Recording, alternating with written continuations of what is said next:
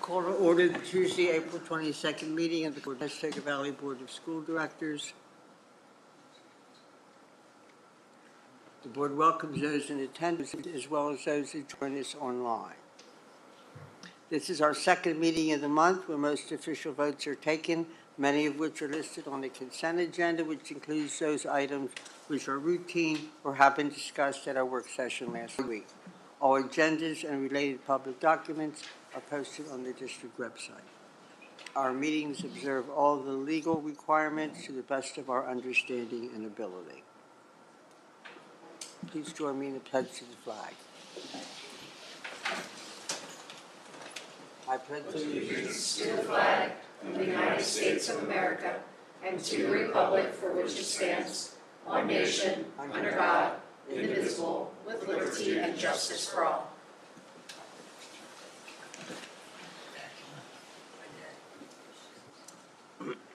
Mrs. Martin, may we please have attendance? We have 7 directors present tonight. Mrs. Kapka and Mr. Hurst are absent. We do have a quorum in place. Excuse me. Are there any corrections to the agenda, additions, deletions, or changes? Yes, we have one minor change today. Policy 121 had a edit and was re-uploaded to the agenda.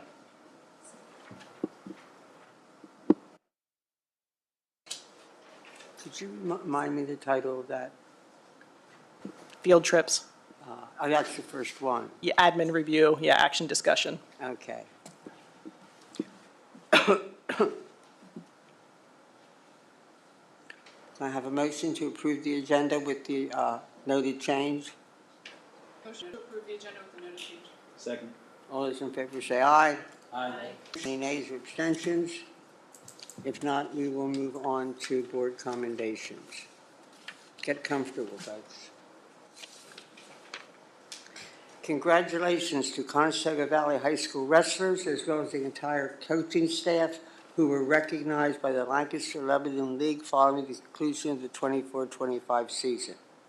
Individuals named to the Section 2 first team were Sean Morley, Omar Vargas, Nick Horton, Tanner Kane, Tegan Rubel, and Tal Stoltzers. Named to the second team were Townsend Bagley, Camden Yanarella, and Abdul Akala. Honorable mention went to Jerry Richards and Cam Zoll.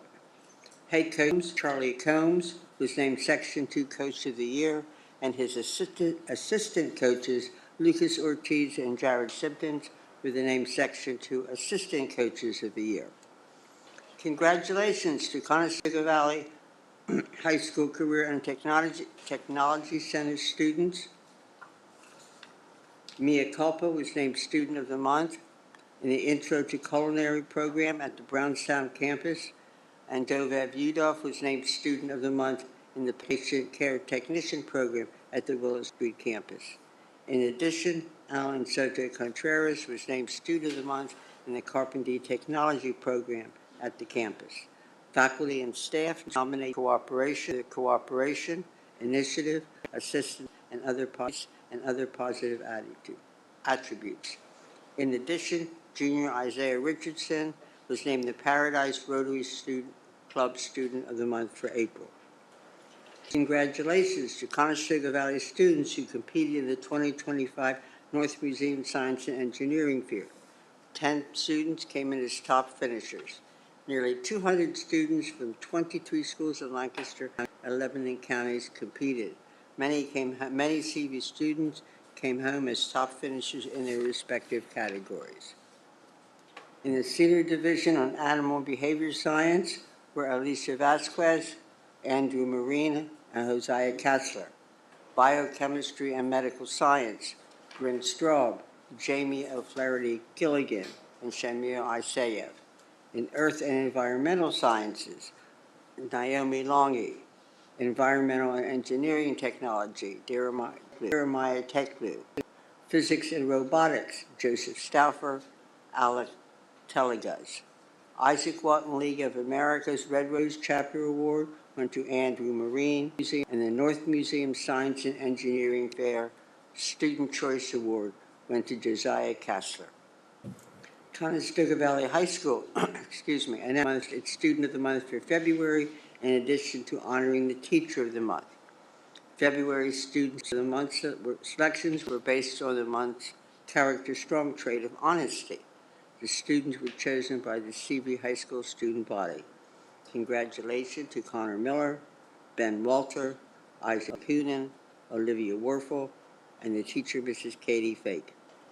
The CV Athletic Department would like to recognize and thank Ed Receiver for his years of service. Retiring from teaching at CV2, Ed has served as a basketball scorekeeper, among other duties, for the CV Athletic Department. Ed has decided to step away from his athletic duties, and CV appreciates his years of dedication, both as a teacher and member of the athletic staff. Bravo to the cast and crew of the high school spring musical, The Addams Family, on a great weekend of performances earlier this month, as well as the cast and crew of the Gerald Huskin Middle School play, Good Night and Goodbye, which also marked its 15th anniversary of the play's debut. Congratulations to National High School Honor Society members, students, and staff for a successful mini-thon this year. This year's event raised $11,689, and somebody gave 40 cents. That was $1,600 more than last year's total. I would like to add one more commendation, and that goes to the CV Board of Directors Secretary. Today or tomorrow, I'm not sure which, is Professional Executive Assistants Day, and we can't begin to tell you how much she does to make sure this board keeps going, and otherwise we will be buried in documents. Thank you, Marilyn.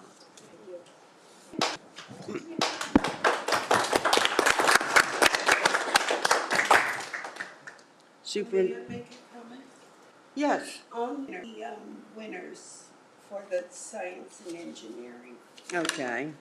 I would like to know what each one presented for a thing. I don't know how, You mean what the you mean what the title of the project was? it would be nice We- to know what The their science projects department probably has that can list, get and we that, can get that for you. were. That'd be great. 9 times out of 10, when I read those titles of the projects, I have no idea what they're talking about. These kids are just so far ahead and do such a great job. I don't know if they still present locally at the high school. They used to have it here first before they took them over there. And it was fascinating to see what they were doing. Just amazing work. Okay. I'm sure Dr. Hartman will take care of getting that from the science department for you. Superintendent's comments. Good evening. Before I begin with my comments, just to clarify and piggyback on what a Debt Shared Administrative Assistance Day is tomorrow, not today. If it were today, I'm in trouble. That means I forgot. I think it's tomorrow. At least that's what we're going to go with. Just real briefly before I start with my introductions, at everybody's seat, you'll see a copy of a PA Schools Work handout.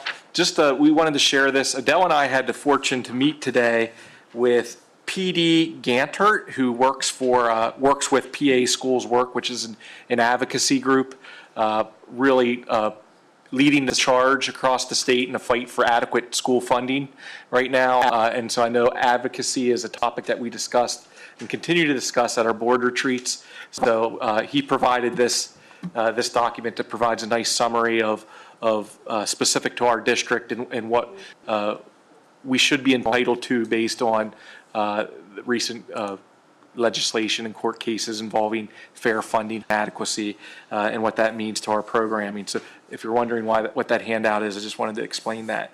I do have 3 new staff members I'd like to introduce this evening that are here with us. We actually have 4 new teachers to be approved on the agenda, but only 3 of them could make it here this evening. And the one who couldn't make it here will make sure she comes at a future meeting, but she's at home in Virginia this evening. First, we have Bradley Swigert. Bradley's going to be joining us at the beginning of the next school year as a high school German teacher. He graduated, he has a bachelor's degree from Lebanon Valley College and a master's in education from Wilkes University. Since 2011, he has been a middle school and a high school German teacher at the other CV, Cumberland Valley, and he's now coming to the good CV, Conestoga Valley. I know I make that joke all the time when we hire somebody from a CV, but he's a Lancaster County native, I believe an Ephrata graduate? Correct. Yeah, so he's coming home to his roots in Lancaster County, and we're happy to have him, so welcome, Bradley. Next, we have Julianne Wheeler. Julianne is going to be joining us as an autistic support teacher at Smoketown. She will be graduating from Bloomsburg University in May with a bachelor's in special education and early childhood education. She also played field hockey at Bloomsburg, and she's also a Lancaster County native from the Mount Joy area. So welcome, Julianne. And finally, we have Dylan Toll. Dylan is going to be joining us as a high school chemistry teacher in the fall. He is graduating from Millersville in May. He's currently a student teacher right here at our high school, so we nabbed him up. He also has been a tennis player both at Millersville University and before that at LaSalle University. He's originally from Lebanon and a graduate of Cedar Crest, so welcome, Dylan. So certainly those three areas are all, as you've heard me talk about, hard to fill certification areas. Chemistry, special education are not easy positions to fill these days. So we are excited that not only are we able to fill those positions, we feel that getting on the ball early here and making those hire in April, we not only are filling them, but we got the cream of the crop and we're bringing the best to CV. So we're certainly excited about all three of our new candidate or our new teachers joining us. So welcome. And I think you're filling some very big shoes, as I remember, about those teachers that have retired. Absolutely. So that concludes my report. Board comments. Are there any comments on recent district activity? I missed last week because I was at the Phillies game. Did you guys talk about that at all last week, out of curiosity? We mentioned it. All right. It wasn't televised. I'm sorry. It wasn't televised. They didn't show it, I don't think, on TV, the kids singing, which was really dumb. So I'm going to have to take that up with Philly. But anyway, I was at the game. They did awesome. The choir did great. It was super cool to watch them out there singing and to hear Conestoga Valley mentioned to however many thousands of people there. Anyway, I just wanted to mention that one specifically. That was really cool. Somebody did run the video on Facebook. Yeah. Okay. Any other comments? Mrs. Martin, do we have any correspondence? Do not. I'm sorry. I do not. Okay. Then we will move on to our presentations, starting with visitors for a social working update. That's 2 out of 3, right? What? 2 out of 3 of you? Yeah, 2 out of 3 tonight. So thank you for having us again. We always look forward to coming and sharing what's going on in our department of 3. So thank you again for having us. I'm Katie Reif. I'm the elementary school social worker. I'm Carla Di Clemente, school social worker for the high school, and unfortunately Jenna couldn't be with us here tonight. Can you hear me better? All right. All right. So this year we thought we would do something a little bit different aside from our numbers that we've done in the past. We thought it was important to kind of highlight our roles by each level. We are in a unique role as school social workers where we can adapt to the needs of our buildings and our levels. So we'll start with the elementary level. Although we all share the homeless liaison coordinators and kind of residency and investigations, we'll call it, or follow-throughs, or looking into the residency piece as well at all 3 of our levels. But at the elementary level, Katie works heavily with individual behavioral support, in-depth family case management, coordinating community referrals, and programming with families and outside agencies. At the middle school, Jenna is more so utilized with attendance and truancy citations, again, building support, IEP participation, and then community referrals. For me at the high school, it's a lot of attendance, trying to follow up with our students, getting them back into school, understanding the reasons for school avoidance, attending truancy court as well. And then building support as needed. I am bilingual, so a lot of my days are spent with our Spanish-speaking families and students. And then I also run a grief group with our high school students, and then, again, direct support, more conflict resolution, and mediations with our students. So, next, we would like to highlight our community partnerships. We wouldn't be able to do the job that we do without all of the community partnerships that we have. Power Packs is new this school year, and Katie works with our Power Packs program in 2 of our buildings that we have it set up, Leola and Smoketown. And of course, Owl Hill and Steps to Success are both amazing partnerships that we have for our pre-K programs and before and after school care, and I understand Michelle will be talking more about that a little later, so we won't get into part of that.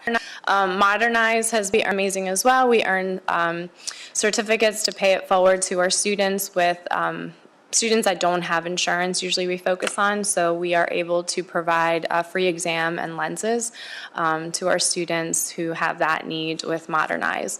And then, of course, our school-based counseling, we have Panessa in all of our buildings, we have smoker counseling services at the high school. And then our amazing ministerium, SEEDS, and CVCCS then meet the needs of our families, especially with residency pieces, food, basic needs. So we're definitely lucky to have all of these different partnerships available to our students and families. And just as a reminder, excuse me, the CV Ministerium has really provided an opportunity that we have very unique to CV. If we have any family or student who has an immediate need that needs to happen today or tomorrow, we as the social workers have unlimited permission to go out and buy whatever we need to meet that immediate need, and the ministerium just reimburses us. So we don't need a purchase order, as much as I'm sure Adele would love to receive lots of purchase orders from us. It really takes the responsibility off of the district to make sure that the needs are being met. And this is my 11th school year, and we've never had a need go unmet. So it is a very unique resource to the CV community. You don't find this anywhere else, and it allows us to do a great job at point of service, being able to provide whatever any one of our students or families need, whether it's a night at the hotel, whether it's a pair of shoes that CVCCS might not have available, or whatever it may be. We can just go out, buy what we need, and we get reimbursed. So we just like highlighting them every year because it's so amazing to our community to have that level of support. So, McKinney-Vento. I want to start by highlighting the last 3 school years. In 2021-2022, we had 137 students identified. In 22-23 school year, it jumped to 161. Last school year, we had 173. We continue to be the 2nd highest school district in the county for serving McKinney-Vento homeless students. This year, we provided our data to Marilyn, this slideshow, on last Monday. And at that time, we had 197 students identified as homeless. 52 of them were at the high school, 38 at the middle school, 11 at Brownstown, 16 at Fritz, 21 at Leola, 27 at Smoketown. We had 2 private school kiddos who we had to identify, and then 30 younger age school siblings, age 0 to 5. And that is our obligation, legal obligation to identify them. Since last Monday, we have had 7 additional students identified as homeless, which puts our numbers at 207.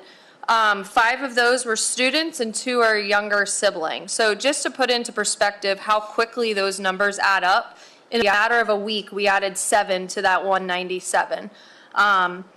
and that was out of 3 families. So that was 3 new families since last Monday that have become homeless.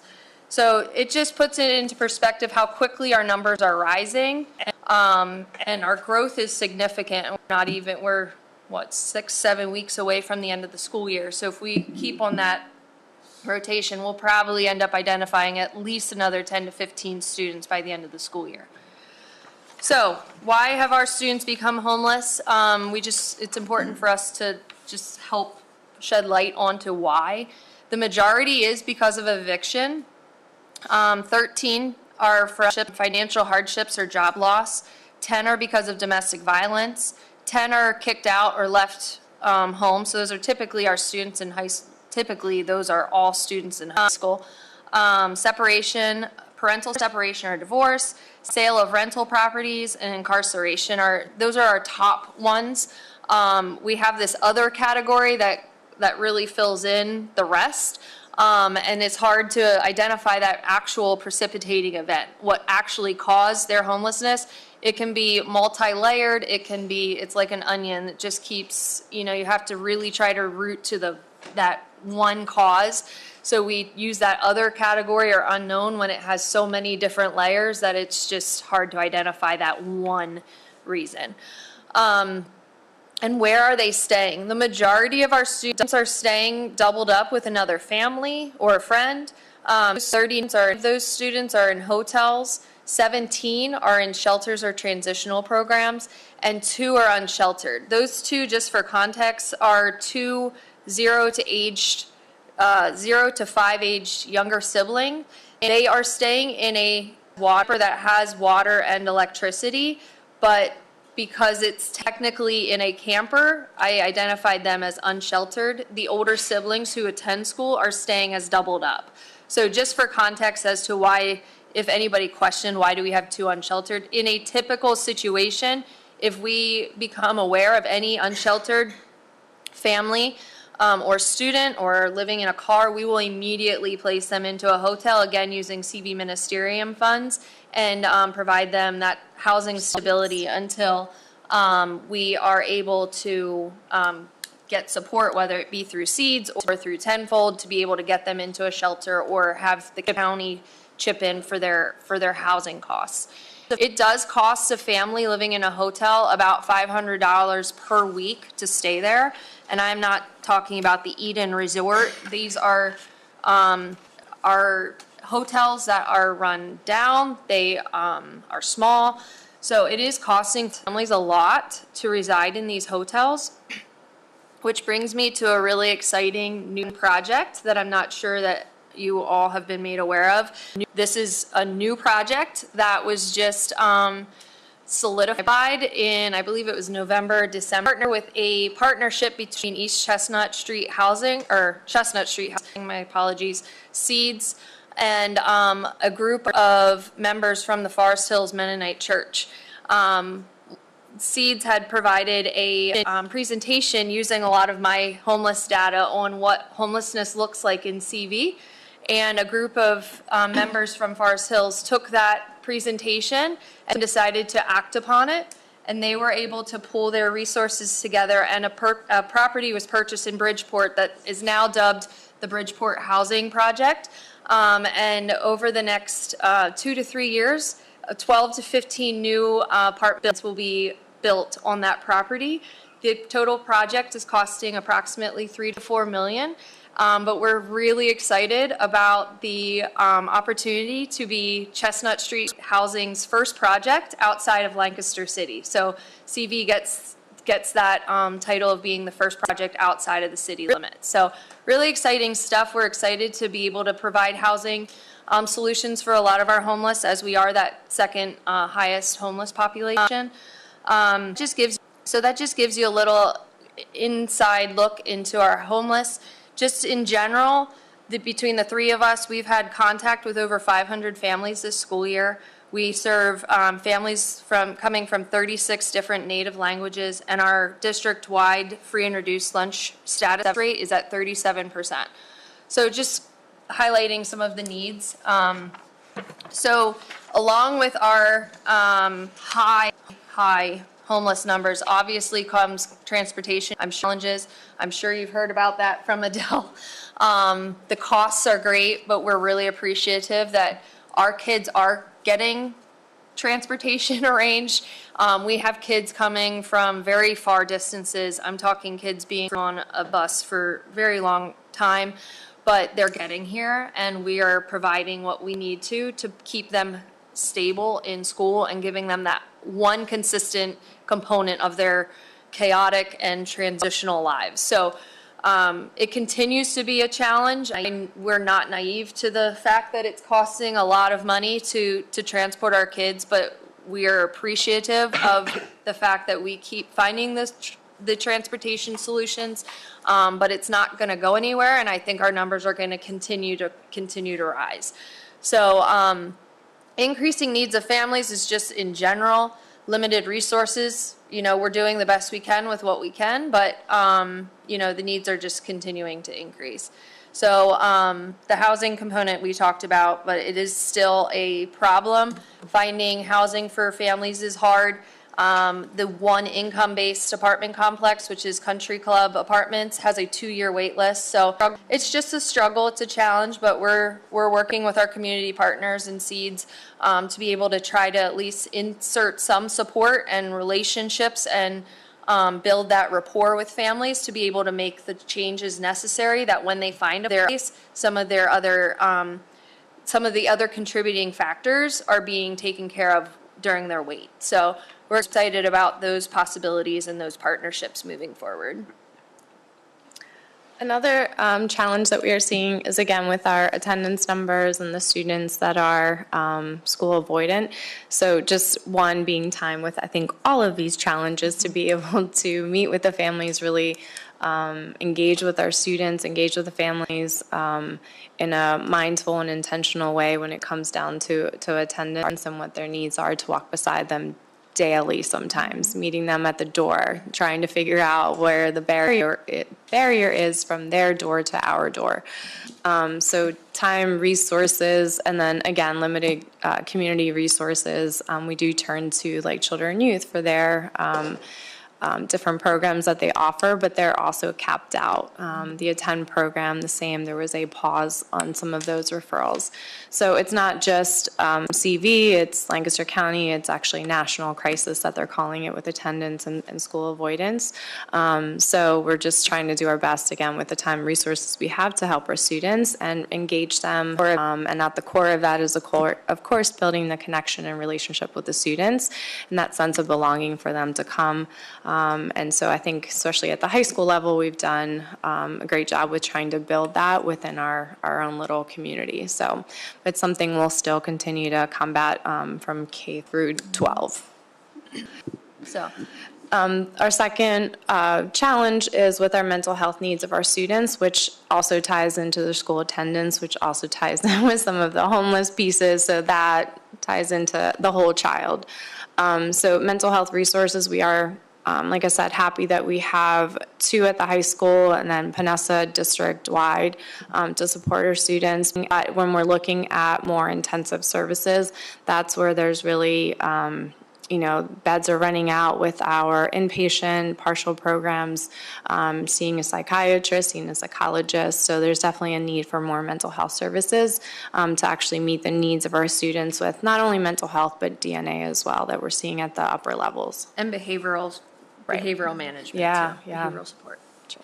So PBIS is one component. It's not a solution to mental health, but it's at least providing a framework in the schools in how to have safe, respectful, and responsible behavior. And a lot of the components of Tier 2 PBIS involves a lot of rapport building and relationship building. So those are all positive things that the district is supporting, initiatives, frameworks that the district is supporting that contributes to meeting the needs. So we're grateful for the framework to be able to insert those relationships, meaningful relationships, into the framework of PBIS, which then in turn helps meet our mental health needs. So Which, as school social workers, we're part of those teams as well. Yep, for sure. So that is what we have for you. If you have any questions, we're happy to try to answer them. And so, yeah, thank you for your attention. The Bridgeport apartments, are they low, moderate income, free? The new ones? So they're not, they will be income based. So it's actually going to be a partnership between Seeds, Chestnut, Street, and, Bridge of Hope. So Bridge of Hope will also be a referring resource. We had a really great story just come out of, it was in the newspaper a few months ago, but the East Lampeter Township is doing a lot of really great work in the realm of housing. And they had contacted Bridge of Hope, and simultaneously I had contacted Bay saying, hey, I have this wonderful single father who would do really great in your program. He's looking for this exact type of program. And we were able to connect Bridge of Hope with the East Lampeter Township Police, or Township. They have a property that's right down the road, and so the father and daughter were able to move into that home, and it's been a success story for everybody. So he's a really great guy, a veteran, and it fit exactly what East Lampeter Township was looking for. And then they have the support of Bridge of Hope. So we're already doing a lot of the partnerships that are needed to end up referring to the 12 to 15 year. So it's really exciting to see the work that's being done in our district. Well, my other question, excuse me, and I apologize for It's the okay. distraction. The attendance issue. Do you deal only with attendance with these families, or do you deal with attendance in general? Like Carla. Yeah, I mean, clue. attendance is a window into a lot of different things going on. So usually that's our red flag when we see a student that's missing 3, 4, 5 days of school. So that'll activate, well, especially at the high school team, and I think Jenna would probably say the same. A home visit, a call home, a text message. Our phones have been a great tool for that. I think our home visits have actually diminished a little bit because parents are really just responding to a text message. And so we're getting a lot of feedback that way. But we'll start there, like, okay, something's not right, something's going on. And so we'll kind of gather the team with, especially at the high school, with our school nurse, school counselor, hey, who knows anything going on with this child? And then I'll kind of fill in the gaps there. And then it usually is either there's sometimes the housing piece and insecurity, so we'll discover that piece. Or there's the mental health needs, or there's something health related going on with the parent, or, other things. So attendance really is one of those first, okay, something's not right, and then we can look into it further, and support is needed through that. And just as a real life example, today Kelly and I went to truancy court, and she texted me, she's like, are you coming today? I'm like, yes, I need to get in contact with this parent. Of course I'm coming. And sure enough, when we went, she was like, well, we were living in a hotel from this date to this date. I'm like, okay, again, communication would have been great to have known that. I could have set up transportation for you. So we were able to connect even at truancy court, and it went really well. And she was like, yeah, I accept responsibility, but here's what's going on. And so we were able to address some of those things that are happening within their life that I would only have known had I showed up to truancy court. So, it is just one thing that starts everything else, being able to look into all the other things going on in a life. So, Do you find that absenteeism isn't a matter of just purposeful truancy, that there's usually something behind it? yeah, usually, yeah, we're usually finding, some of it stems from COVID, and then some of the habits that were formed from there, the anxiety piece, the school phobia, but some of it is such a just cluster of everything happening, whether it's the parents then trying to work double shifts, they're leaving before the kids are getting on the bus, and so they don't know. And so then that's where it sparks a phone call, and some parents don't even know that their child isn't coming to school. And so then it's also problem solving through Power School. They don't have Power School. We don't have the right phone number. There's all of these different things that get activated through all of that. But, every student is different, and that's where it's nice to just meet the student where they are, where the family is, and just kind of peel back all of the layers and trying to use all the different tools that we have with assessments. And each one of us holds a different puzzle piece between the school counselor, our teachers, our school resource officer, our administration of all of it, and then putting it all together to figure out how we can support the student and the family, and then hopefully get them back into school on a regular basis. But we have some cases that are a little bit more difficult than others because it has been such a chronic issue. So we do our best. We're supposed to be in the education business, but the very first step to learning is showing up. Mm-hmm. If you're not here, it doesn't matter what else are being offered. So I'm always concerned when I see absenteeism go up, especially if it isn't just ranked truancy. Yeah. Thank you. Sure. Any other questions?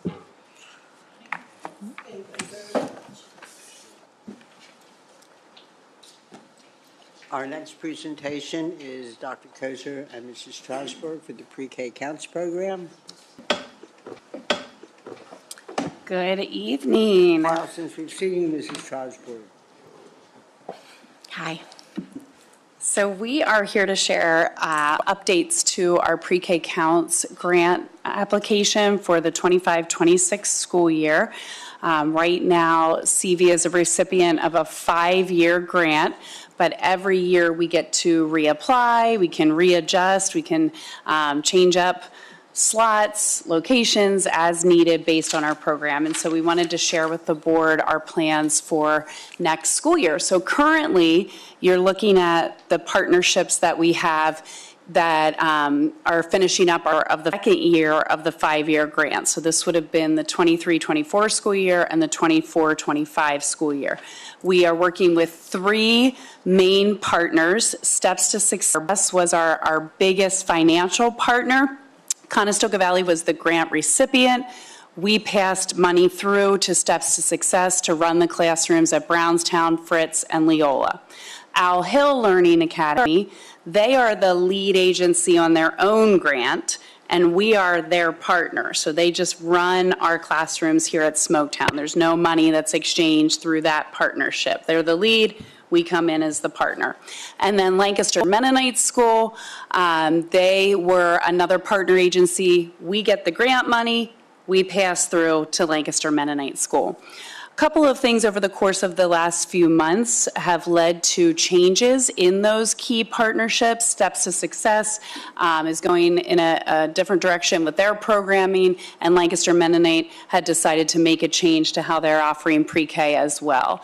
And so that left us with an opportunity that Mrs. Strasburg is going to talk to you a little bit about, but basically the opportunity for the Conestoga Valley School District to now take ownership of the pre-K funding and the pre-K program at 3 of our schools. So Michelle's going to walk you through what that potentially looks like under the application that is into Octel right now. So, oh, that's loud. In the previous slide, it talks about there's 77 students. So with Steps to Success, 72 of them are grant funded, and the other 8 slots that are there are available for fee. And so what we are going to be doing is taking that 20 per classroom and having that be the same as was this year, but obviously we're not charging for anything. And so that allows us to have the same number of students in each classroom, which was 4 classrooms at 20. But when we absorb that, it's $840,000. And so, not $840. And so we're keeping the class size at the same amount, but because we're not giving $84,000, or I was an ELA supervisor, not a math supervisor. So we get $10,500 per child. So whatever that is times 8, we then recoup, and we can then use that as part of our grant as well. The other piece is that, as Dr. Kozer shared, Pre-K Counts, the state of Pennsylvania passed new legislation that there was a requirement that pre-K counts had to be completely secular. And so Lancaster Mennonite, while they wanted to stay a part of pre-K counts, did not feel that they were able to continue to move forward with that. And so those 16 slots, we were able to absorb 8 of them. So the 72 plus the 8 slots gives us $840,000 to spend across 4 classrooms. And so that number magic that occurred has allowed us to create a budget neutral proposal. And so I really do want to stress that it is budget neutral. We've worked very, very hard to make sure that the process and everything there does not take away from things that are at CV. And we've built in money, spent a lot of time working with all the different departments, nursing, food service, transportation, et cetera, to ensure that we align with our CV practices and that we're not putting an undue kind of like strain on the district. For example, the pre-K counts program pays for a part-time nurse.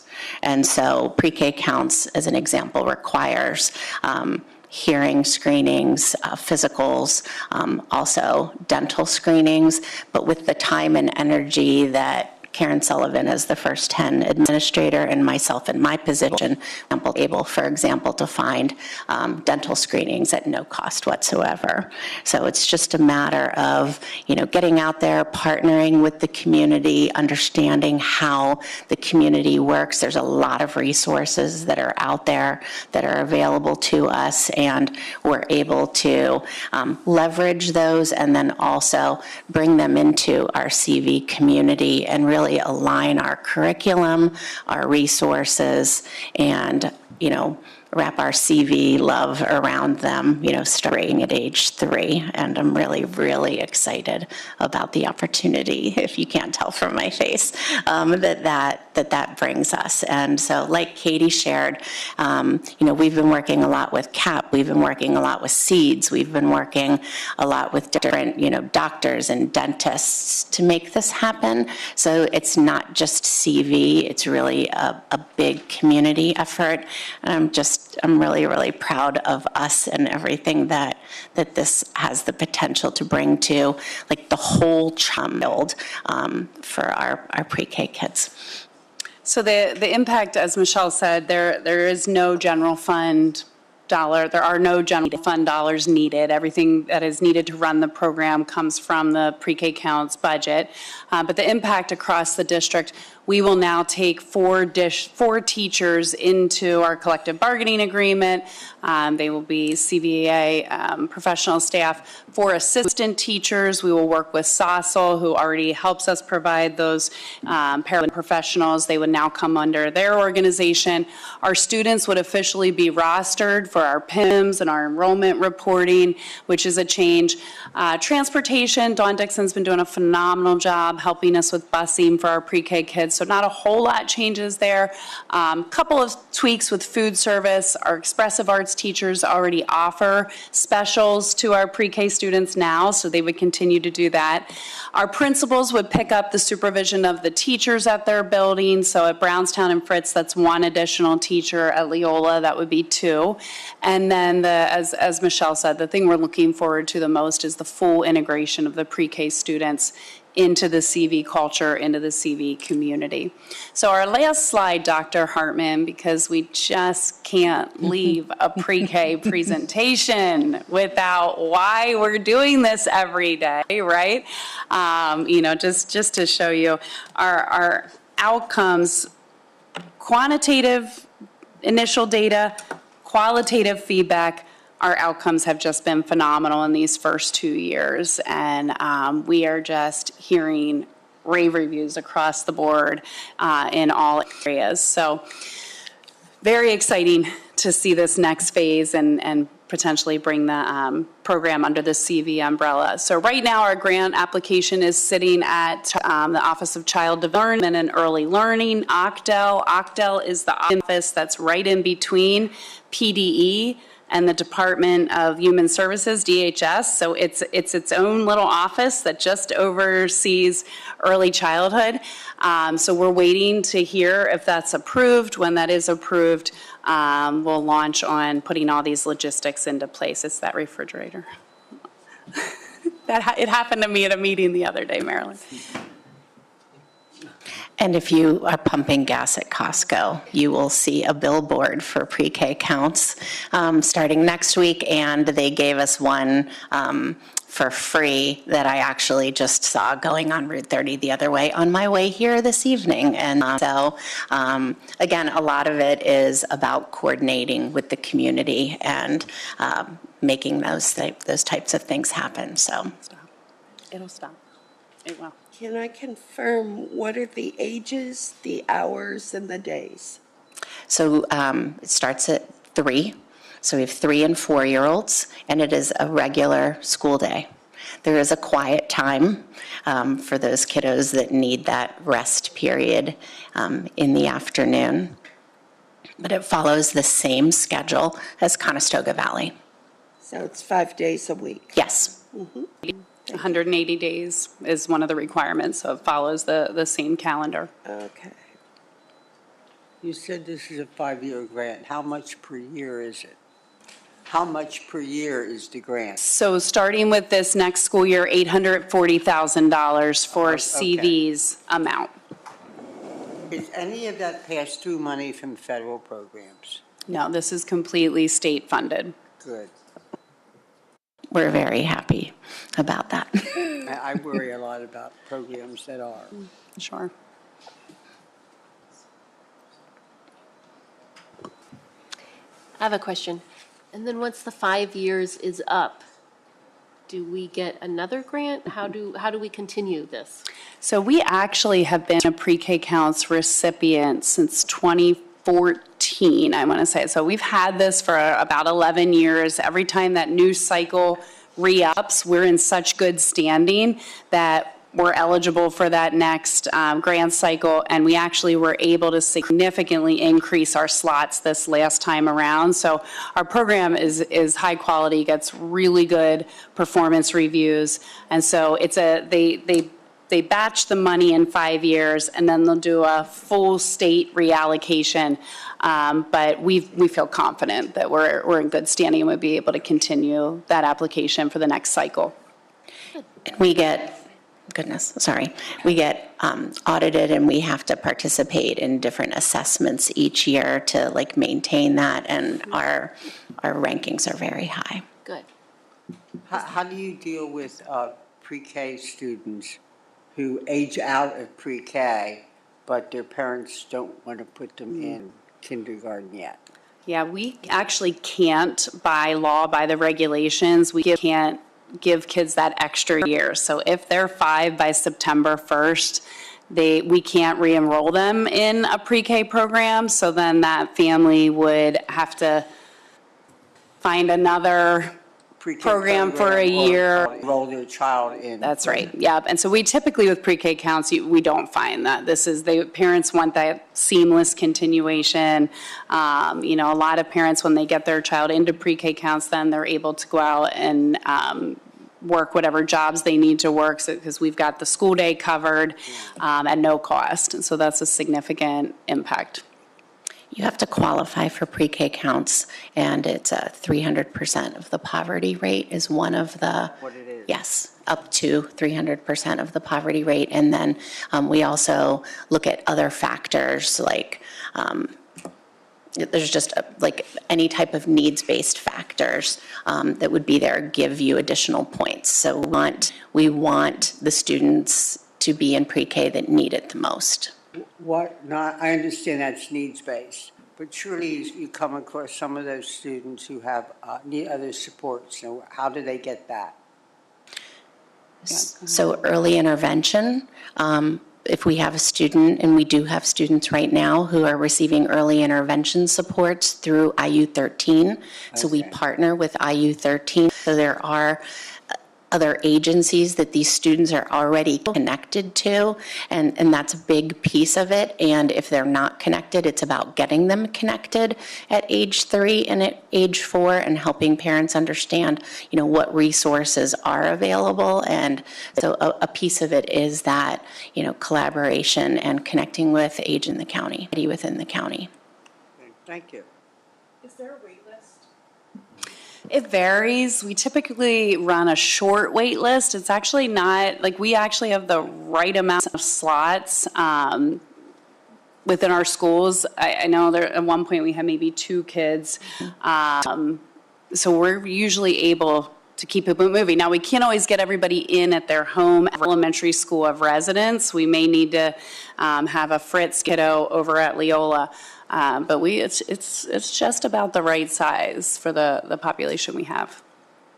We have 2 classrooms at Leola, 1 at Fritz, 1 at Brownstown, and then Smokeville has 2 at Smoketown. We have a handful of kids on the wait list right now. Focused on homelessness. How do you deal with homeless children who qualify? Instantly in the program.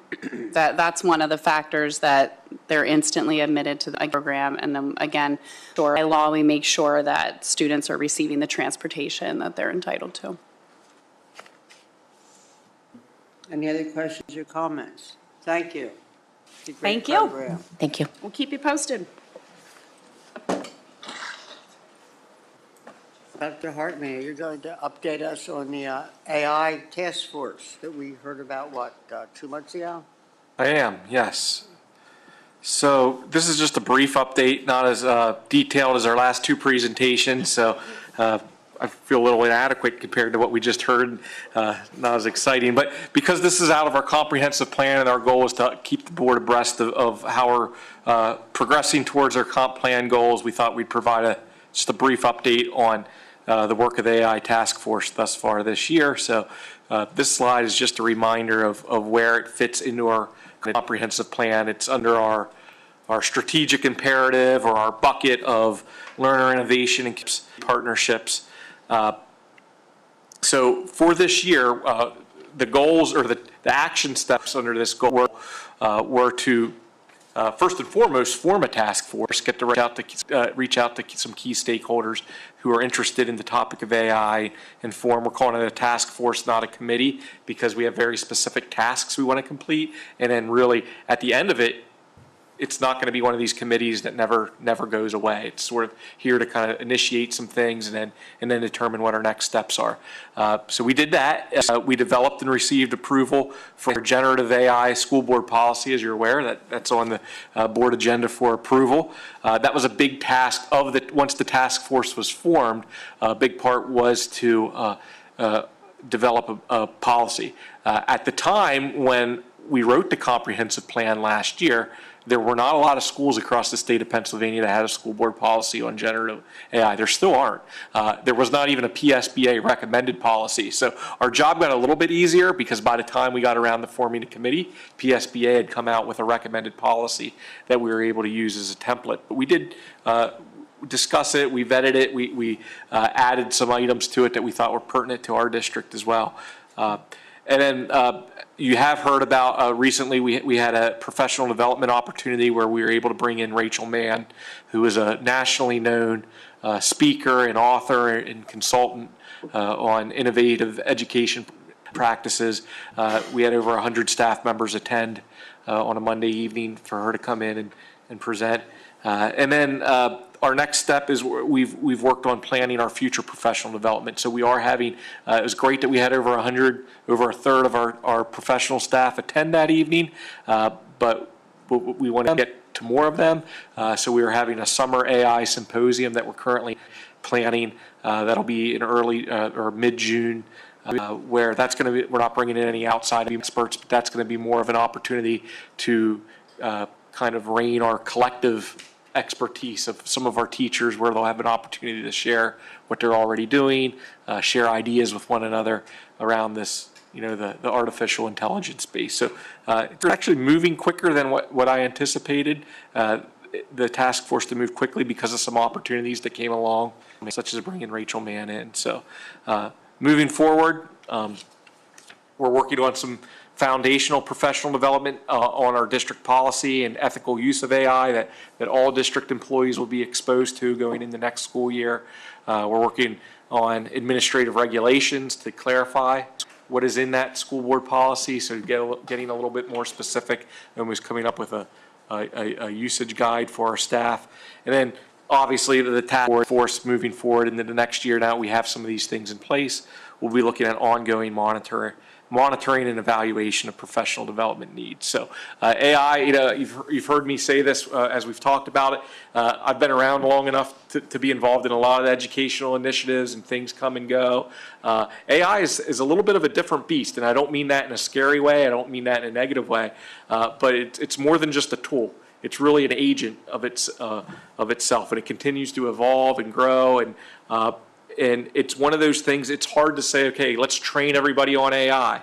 Well, by the time you train somebody on the latest and greatest tools, almost daily, new tools and new ideas are being generated. So it's really around, a lot of our PD is being focused around that idea of practices, how to be able to use, how to be able to vet and analyze the tools that are available, that continue to become available, because it's not as simple as, hey, here's this one tool that we think is useful, we're going to use, because by the time you get everybody trained and well versed in it, something else is out there taking its place. So it really is it's a different type of professional learning. It's a different type of efficacy we need our staff to have to be able to keep up with with it, but it's also exciting at the same time. So the goal of the task force is really to stay on top and to kind of navigate that, those evolving waters around AI. So, but a lot of interest around the district. It's piqued a lot of great discussion, a lot of great conversations, and we're looking forward to continuing that. So, happy to answer any questions, but I know this is sort of just a brief update, and we've been talking a lot about it throughout the school year. I have a comment. Last week I did mention about being at the AI with Rachel Mann, which was very good, and I left out one of my big was with the generative, the avatar, the humans and all, and people getting involved emotionally with real friends, etc. But the whole thing just really impressed me that we really need to be proactive about making sure our students are making real human being contacts and relations. And I'd really like to see something like that if we need to have markers, whatever. Yeah, and I think any of the real educational experts out there that you hear that talk about it, talk a lot about that. And that she balance was saying and that too, need. yes. Yeah. Absolutely.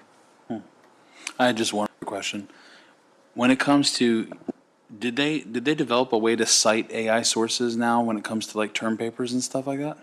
There is, and that's actually in our policy for if it's being used to indicate that something's been Cited generated or appropriately like you created. would any other resource and stuff. Yeah. Yeah. Just a stupid question, but just curious.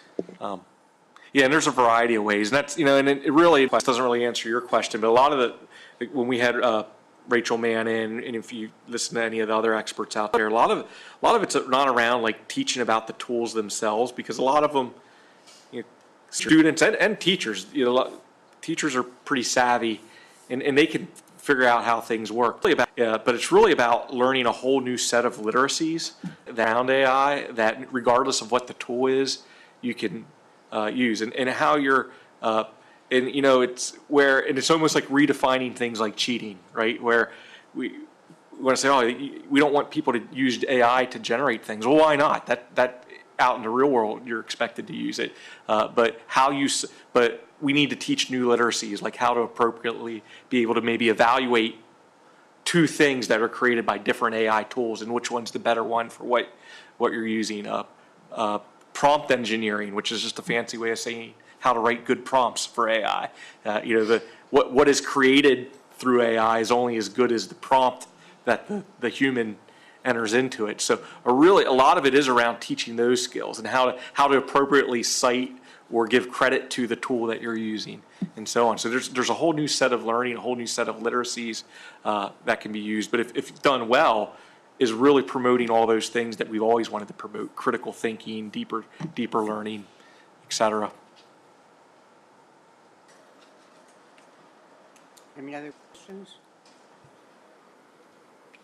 You say this committee is ongoing, so is that going to be more or less permanent or simply long-term? So that's a decision we're going to have to make at the end of this year. We're going to discuss what do we have work to do. Is it time to did this task force serve its purpose, but maybe it's time for a new group that might involve some of the same people, maybe different people, to take on different tasks. So that's to be determined at this point. And I apologize, I don't remember if you gave us the last time, what's the makeup of the task force? It's primarily teachers, and administrators, and we don't have any students or parents at this point, but that's probably a next step. Community Yep. business people, Yep. are they showing any interest? They are, yeah. I mean, we don't have any, our task force was really based around this year developing a policy and then identifying professional development needs. But as we move forward, I think as that purpose evolves of that group, we'll probably bring in more outside.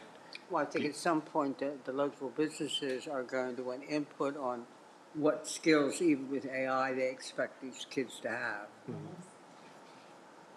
Absolutely. Anything else? If not, this is the point in the agenda where we accept public comments from items that are on the agenda, if anyone would like to address the board. If not, is there anyone from the CVEA that wants to be heard? Or any other employee groups? If not, we're going to move on to the consent agenda. We have items A through Q. Are there any comments beforehand? I have two. Number one has to do with item P. We have a revision for our 24-25 calendar. We were originally given it, what was a 3-year calendar?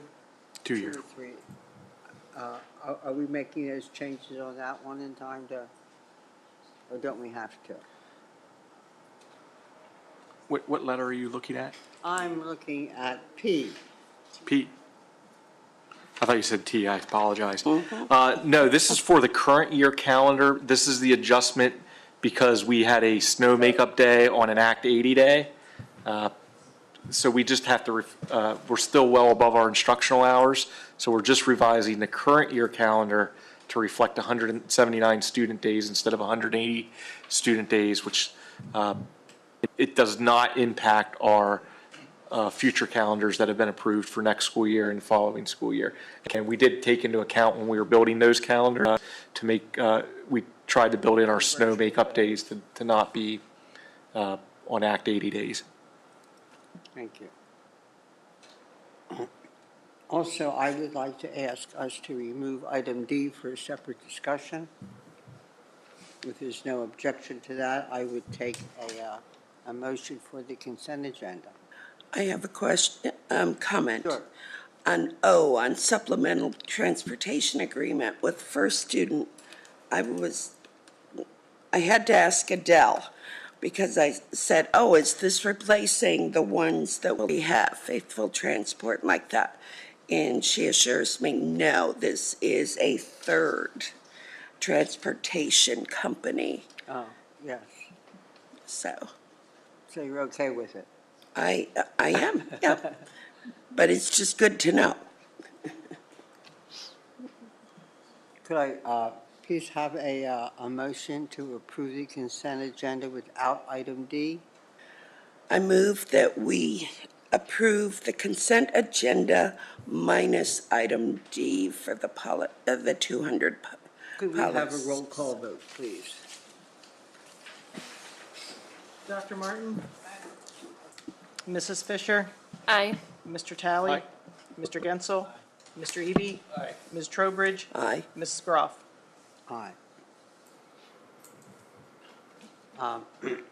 Item D, as you know, is a soft spot in mine. I have not been able to shake it, so I found myself trying to find some basic documents of the district that sort of explained how this should be.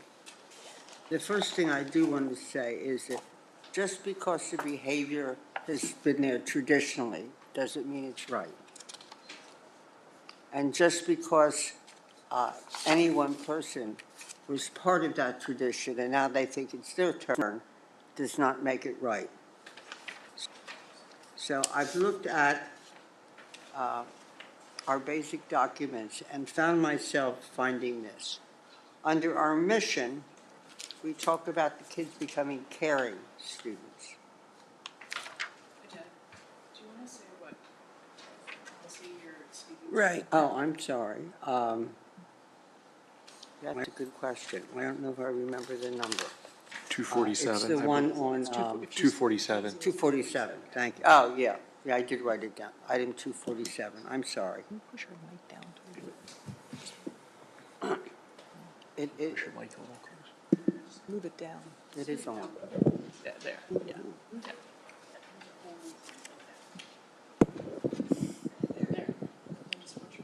Should I lean right in? There you go. Basically, what we were referring to is initiation practices on athletic teams. As a global citizen on our profile, we talk about turning the kids into caring citizens. We say they should be able to demonstrate compassion, empathy, and respect for others. In our Character Strong program, we talk about seeing the value in people and treating them with care. Under responsibility, we talk about understanding the impact of our behaviors. Under gratitude, we talk about appreciating the people in our lives. Under empathy, they would say it means understanding and connecting with other people's feelings. Under courage, it talks about doing what's right and kind. Our harassment policy talks about kids being safe and comfortable with all the people around you. Under bullying and cyberbullying, all the laws that we try to obey basically focus on either sexual harassment or anything violent where there's actual physical observable injury. But when I got to the extracurricular social eligibility code, I found something more interesting. It says that the behavior expectations is that all students should adhere to high levels of sportsmanship, exemplify good character, and demonstrate respect for self and others. Exceptionally important in all interactions involving teammates. And it specifically says that any form of intimidation is considered harassment. My final question to you all is, would we tolerate this kind of behavior in the classroom where a new student had to earn acceptance as a fully equal classmate by serving the other students, maybe serving as butler and maid and hanging up everyone's coat for them or returning everyone's trays to the cafeteria until they were a full member of the class? Do we treat our new employees this way, or do we welcome them? Does the leadership team behave this way? Do other clubs and activities outside of athletics behave this way? Or are we compassionate and welcoming, meaning what we say and owning the strength of our own convictions? Please remember, this is 2025. Old ways don't necessarily stand up to scrutiny. That much said, does anyone have a question for me? If not, I will make a motion that we ask they bring us back 247 with an additional paragraph that any behavior that demeans or disrespects the full membership, privileges, acceptance, and respect of its members, or assumes or allows less than equal treatment for all by any member of any team or organization is prohibited as a discrete form of hazing. I'm waiting for a second. Second.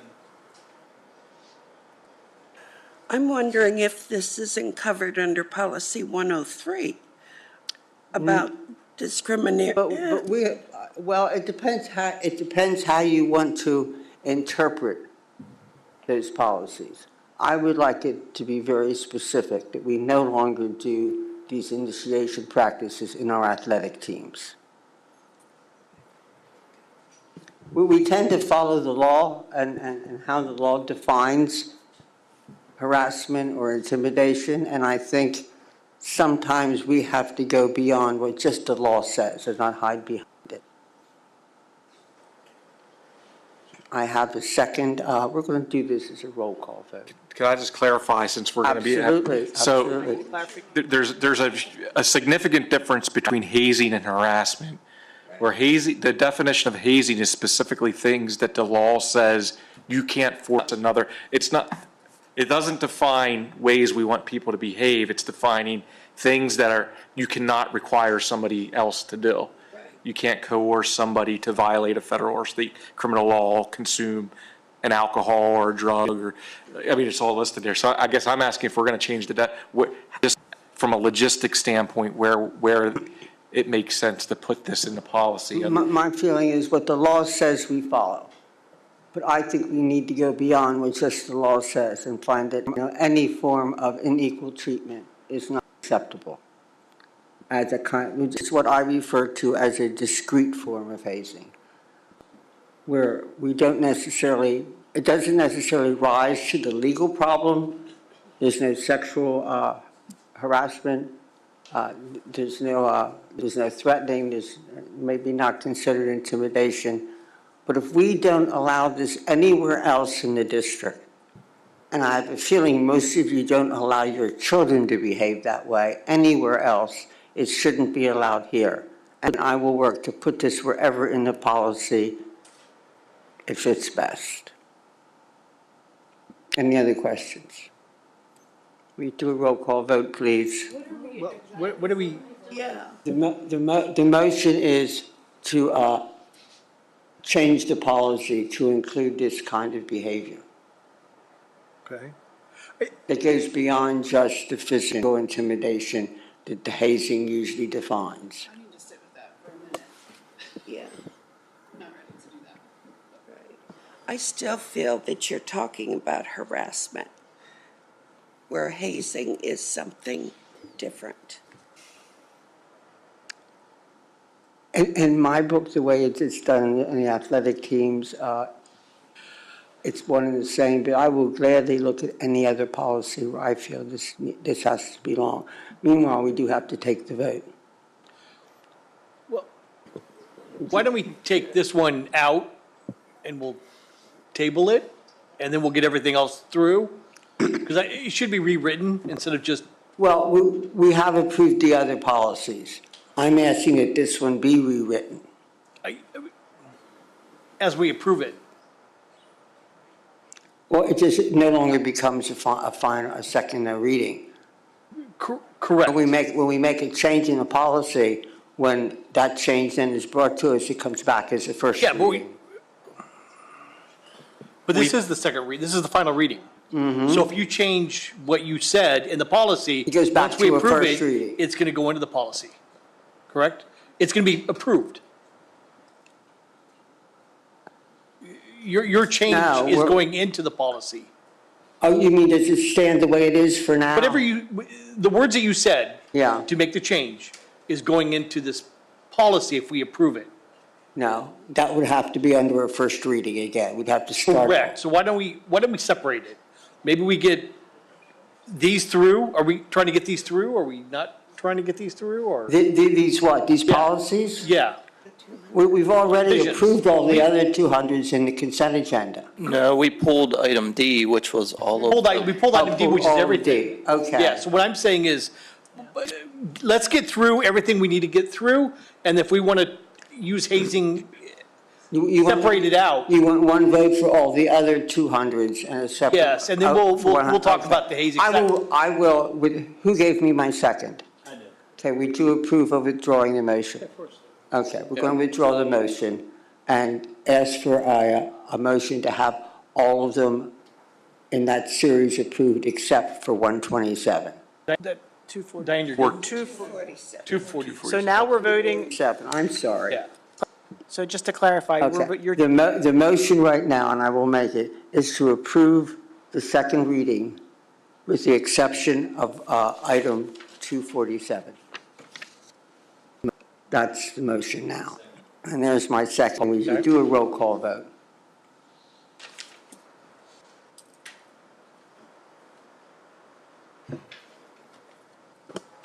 Mrs. Fisher, Aye. Mr. Talley. Aye. Mr. Gensel. Aye. Mr. Eby. Aye. Ms. Trowbridge. Mrs. Groff. Aye. Dr. Martin. Okay, so all the others in that series have now had a second reading. My next motion would be to have this policy, number 247, brought back to us rewritten. And how they do the wording will be up to whomever does it. Because I need to see what it says before I approve it.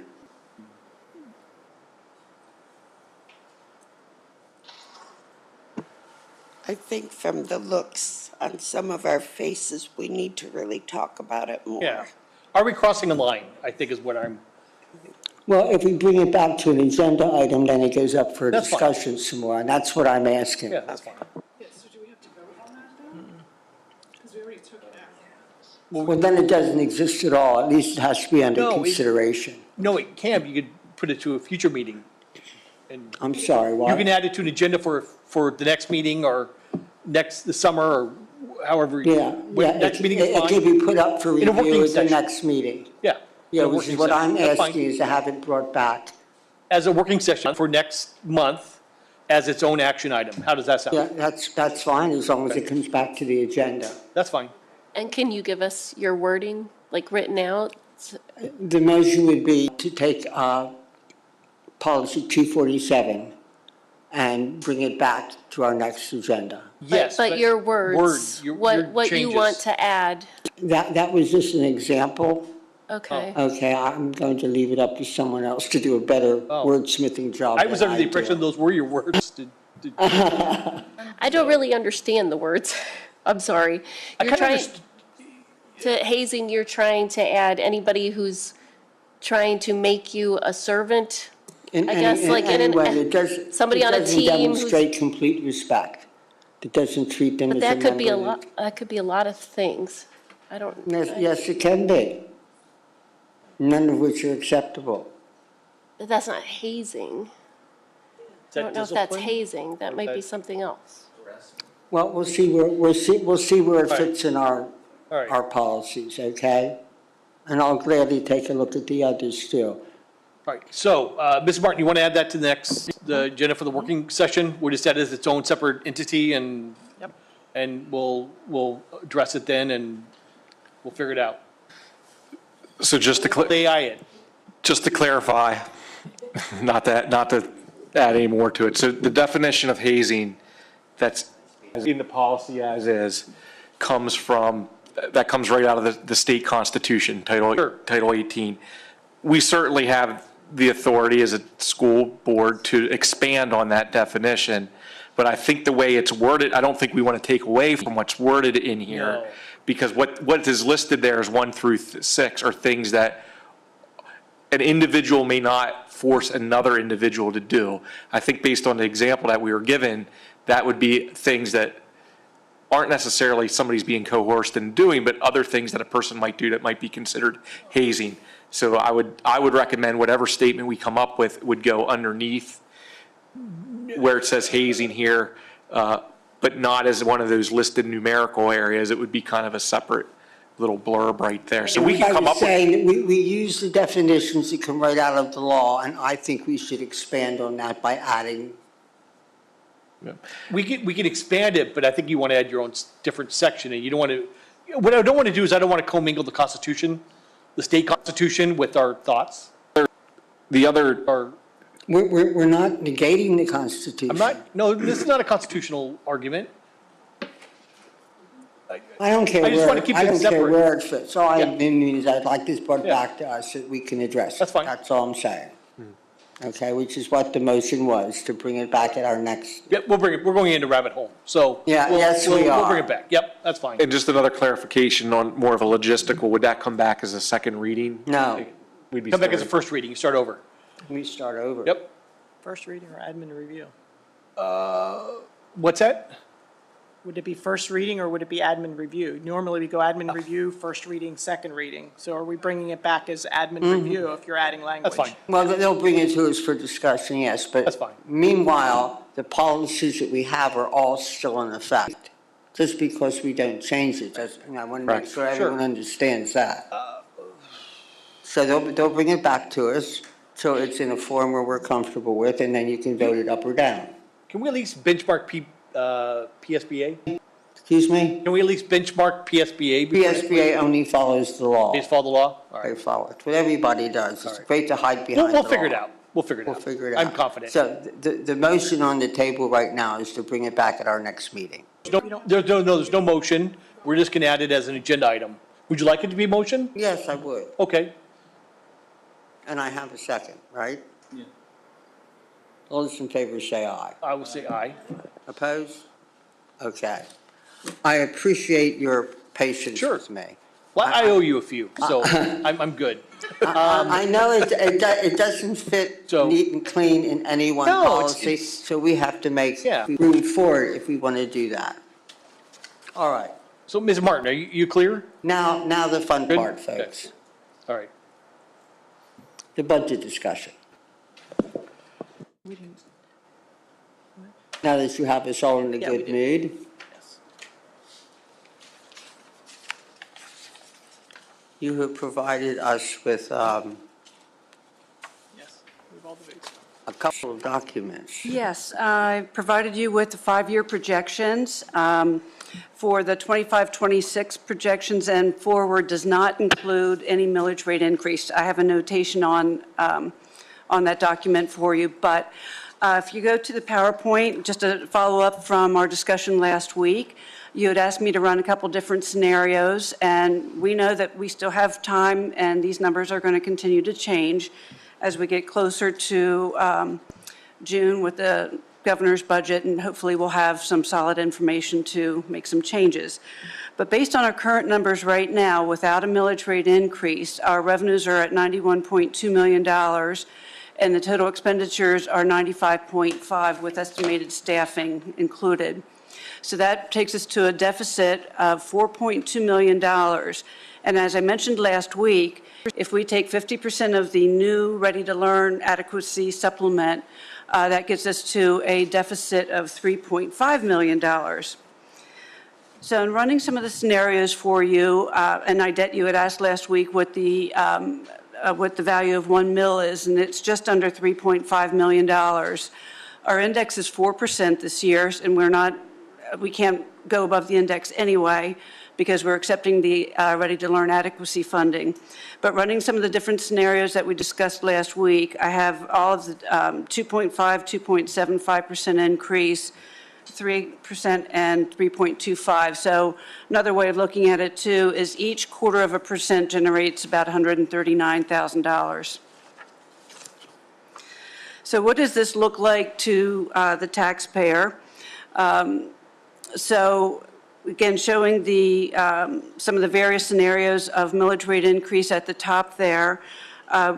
You had asked me to look at 2.75%, and that will bring us, again, to a 1.9, just under a $2 million deficit. Again, some of the other issues that we need to find out is what will happen with cyber reform, what will happen with the governor's budget. So again, I'm hoping that more time will give us some more solid data. But at a 2.75% increase, the impact to the taxpayer is $93 in addition. And for a 3% increase, cost to the taxpayer for an average single-dwelling residence is $102,000. What did I say? 102,000. Oh, no, Todd, it was $102. Phew. I don't want those headlines. You got me back on this one. So anyway, there are the various, a history of the various rates and what the costs are to the taxpayer. And then, of course, on the next slide are the staffing requests that are included in the budget. This does not include the impact of what Jill and Michelle Trasberg were talking about this evening regarding pre-K counts, but that's all budget neutral. So just looking ahead to May, we must have a proposed budget approved by May 12th, the first meeting of May, because we have to wait 30 days until we can have the approval of the final budget. Again, we still have a lot of time to work with, and what we did last year, again, similar situations, what we did last year is I came back to you in May with updated numbers and with a scenario of whatever two different percentage rate increases were at the time. I can do that again for the May 12th board meeting, giving you updated numbers, letting you know what has changed, and then what I would need for you that evening would be to approve one of those proposed budget documents. We can still continue to change the budget up until June at the second board meeting when we have to have final approval. So this is still just going to be a work in process for a while. Any thoughts, any requests for more information, any other ideas? So I'm going to fast forward to June. Okay? It's a budget. Yes. Okay, right now we're within 3%, 3.5% of the budget. Things are going to go on, things are going to come off throughout the school year, et cetera. We've always tended to make it work as you massage your budget to a thing. And I don't want to get into a paralysis by analysis on all the different scenarios from that aspect of it. Save it a little bit of pain. As a board, I think we need to think about, you know, from a tax increase perspective, because you know there'll be a tax increase perspective, you know, what's going to be our limit, and then how are we going to make it work is really from a directive standpoint. Sometimes we've gone above the average, sometimes we've gone a little bit below the average, and just kind of get a gauge about where we are from a tax increase perspective, and then make it all work. And I know Mrs. Groff has an opinion on that, and we don't have to talk about that now, but just give that some thought. Part of our problem is that we may find out that we're in better financial position than we expected. But meanwhile, we will have already passed the tax increase. Correct. Correct. And as I look at this, anything higher than the 2.5% gives us the highest increase we've had for 3 years. With the exception of one of those years, it will be the highest we've had in 6 years. At a time when our standard of living is squeezing so many of our residents, I can't defend raising taxes higher than they have for 6 years. That just, the logic of that and the decency of that just does not ring true for me. I agree. So. Oh, good. Yeah, so just, is that good guidance for you to go back with, or is that sort of mud? Are you looking at 2.5, you're looking We at look 2.5? at 2.0, we're looking at 2.5, is that kind of like the gauge that we're thinking about? I think 2.0 would be very difficult based on Okay. what we know right now. And we've So never done that before. That is really low. Okay. But we Not don't- that I wouldn't like to. Yeah, I understand. So what I've done is I have my Excel spreadsheets all set up and I run my different scenarios. What if we got the full amount of the Ready to Learn adequacy? What if we did get cyber reform where they're dropping the general education tuition rate down to $8,000? What does that leave us with? And based on what I had in my spreadsheet today was just a 2.5 or 2.75% increase. It gives us, puts us in a much better position. That's again, only if we get that money from the state and if we get cyber tuition reform. Some of the options too is understanding that we're going through renovation projects one after another, we still have some other capital items that we have to take care of that just aren't going to wait until we get to that building in particular, Fritz Elementary, the high school, the annex, the service building. What we can do is look at possibly taking some of those items out of our capital reserve fund. That's something I just kind of keep on the back pocket, or back burner. It's not something I want to do up front because we only want to use the capital reserve funds for a one-time expenditure. So roof replacement isn't going to be something I'd like to take out of there, but I can work with Ken Johnson and we can look at some of those items. So there's some, it's not dire.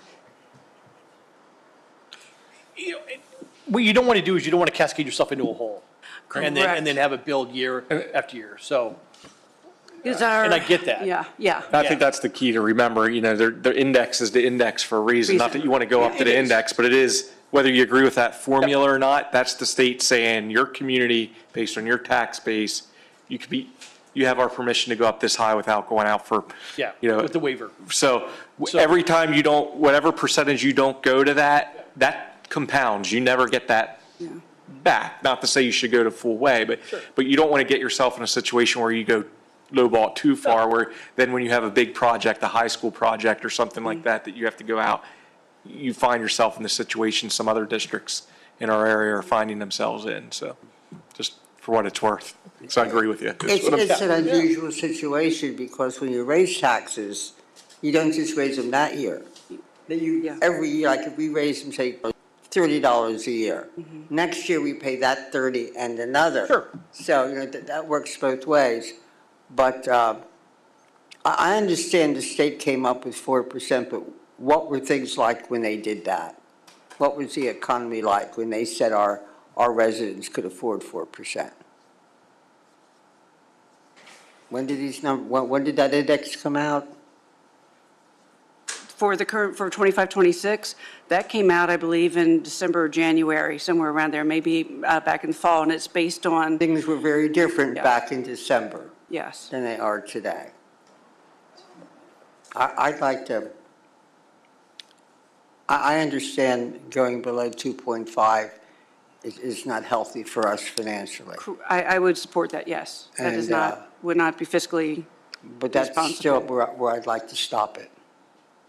That's me. But there are 9 of us.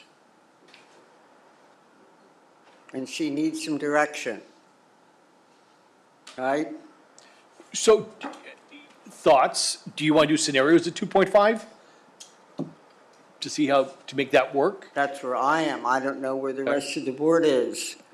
They're all sitting around Or is looking that gonna very be the- serious. I'd support that.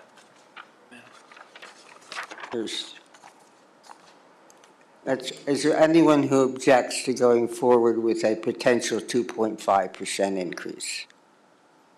Seeing no objection, I would take that to be accepted, at least at this point in our budget project. And what I can do is show you in May what the impact is of not raising it up.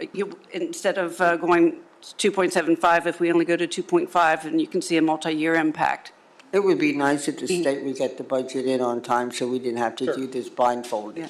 So when Dr. Hartman and I had a call earlier today with a gentleman from Pennsylvania Schools Work, that was one of the comments I said. It's very frustrating for us. It's very difficult.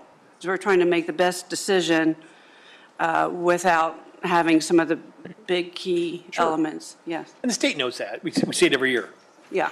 Well, another thing that I think was relevant on our conversation is we're very pleased with the adequacy funding, and we're happy that we're getting that, but that's not, we need to make sure we're viewing, that's making up for, it's called an adequacy funding for a reason. It's to make up for, we were inadequately fine a long time.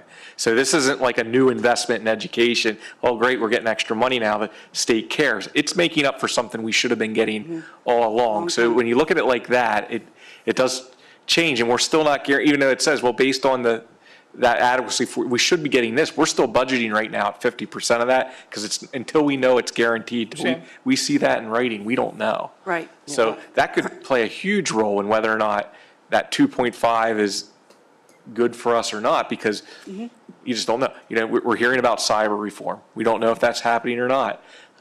You know, and then we'll have to make decisions on, if that all falls into place, then that deficit really gets manageable. But if not, then we're talking, are we going back and opening up our budget and cutting things if we go to that, or are we taking from our fund balance, which isn't a bad thing, because we don't want that percentage to get too high either. Correct. Or too low, So right. that's, after we land on the percentage, we need to decide how are we shrinking that deficit? Yes. And the worst-case scenario would be that we'd end up having to go back and reopen our budget. Correct. Well, and the other worst-case scenario The part is, that dawns at me is if we don't pass this budget on time. we get fined $300 a day. Yeah, the state would close down our funding until we did. pass the budget, But we if never they did. don't pass their budget on time, it's, well, Yeah. We're taking an educated guess, and I'm okay with that. I'm sorry. We're taking an educated guess, and I'm okay with that. Well, Every year. it's always an educated But I guess. just Some don't want to be years chicken it's- little where the sky's falling every year, Right. because it's not. yeah, So, it but I just do is- agree with your point that we've increased it a lot over the years. And we could address that. And one of our goals is always to stay away from programs. Where else can we find the Yes. savings or the expanding revenue? Yeah, years ago, we came up with priorities, and program was always at the bottom of the Yes. list. And safety at the top. Yes, yes. Phil, did you have a question? The fair funding, is that part of the state budget, so we wouldn't find out about Correct. any additional funds until after the budget's passed? Correct. Okay. And that's only if they agree to continue it next year, because there are some legislators who don't want to continue the fair funding at formula at all. I mean, we're very fortunate here in CV. Granted, there's a lot of money that we weren't getting for years, but we're fortunate to have a very diverse tax base, which has helped us to keep our millage rates low, too. And there's no doubt we've been more fortunate than a lot of school districts. Have you read some articles in the paper around the state lately? I slept pretty good last night, surprisingly. Nothing else to do but read that. Your revenue report, did you want to go over that, or about? We don't have to. It's a lot of, Secondary to it. a lot of detail in there, so. Okay. So what I heard from you is you want me to come back to you with a proposed budget of 2.5%, knowing that there are going to be changes between now and May 12th, and then additional changes between May 12th and June. And then we just cross our fingers. Yes. If you hear anything, too, let me know. That might help to be a little more wishful, so. Okay. Anything else? Okay. Good. Thank you All all. right, thank you. And now, just because we haven't had enough of it, we'll go back to policy review. Dr. Hartman. Yeah, thank you. So this is simply what do we call this? Not a first reading. It's an admin review. So we're presenting these policies just to give a little context. These are policies that were a part of the initial policy review that we had going on that we put a pause on, and we decided to wait for a variety of reasons. So as you did, we approved the second reading of the 200s tonight. You'll notice a lot of these are 200 series policies. And if you notice the theme with them, a lot of them have to do with health services, so health exams and screenings, food allergy management, diabetes management, et cetera. The reason these didn't come along with the first batch of 200s is we wanted to give our medical professionals, our certified school nurses, and those who would have to implement these policies time to review them and give feedback on them. So this is part of our initial review, but we put an initial pause on these policies, and they're just coming forth now. So they're being given tonight for an opportunity to look over them, to give feedback, prior to first reading, which will take place in May. We did notice already one item that we'll be recommending a revision to, and that is for policy 209, which is food allergy, or not, was it 209? Health examination. 246, school wellness, which I am going to ask Kathy, did you want to mention that since it was you're the one that caught it, or did you want me to?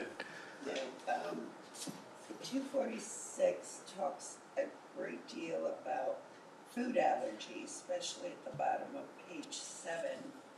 And self-management of food allergies in district schools. And then it has 6 things under it. 1 is eliminate, 2, rapid response for the allergy, protective rights, and accommodations for allergies. And then 4, assess and implement improvements to make walking and biking to school safer and easier for students. And the next 2 follow on. What if you're allergic to walking and running to school? Right. So those last 3 need to Be elsewhere. have their own title or something. So when PSBA condensed the allergy management policy into an overall school wellness policy, they didn't catch that apparently. We're just basically recommend, all that falls under the category of management of food allergies in school districts. And so we're just recommending after number 3, we create a new heading that addresses routes to school items that are listed there. I don't think this is the first time we found out the PSBA recommendation is not the end-all and be-all. I always try to remember that the people that are going to be reading this policy are the parents, and we shouldn't be sending them on a scavenger hunt to get little bits of information. So that will be adjusted. I have for some time, since I realized that PSBA deleted some things we didn't realize, been trying to trace back all of the policies that they skipped in the past, which isn't easy when they were combined to 300 and 400s because they were all over the place. And just when you think they missed one, you find it someplace else. And I went down through what I had finally come up with, and those that, because of Dr. Hartman's this, I was able to find, what happened to them. And I'm pretty good with this, that they're all there. We have a few that we did right before we started this policy review in the 100s. But I think this pretty well covers all of our other policies so that we can move on and see the light at the end of the tunnel in this policy review. Just one final comment. The 2 policies that are not 200s, 121 field trips, same thing. Field trips, there's a lot of language in there about like med distribution on field trips. So once again, we wanted our nurses to take a look at that to make sure that's consistent with our practice. And policy 001, we simply had to change, that lists the address of your district office, and with our move to Mount Sydney Road, we had to update the address. So that's the reason for those recommended revisions. I would like to clarify the health exams and screenings. It looked like we no longer will have a school physician. Is that, the screenings, the examinations, school physician is crossed out, and now they're to be conducted by the patient's primary care provider? For the most part, they are. We still offer physical screen. I'll have to look into that before, we can get feedback on that before first reading, but I don't know the answer to that. Okay. Yeah, the same with the school dentist. What number is that? That is 209. Okay. Yeah.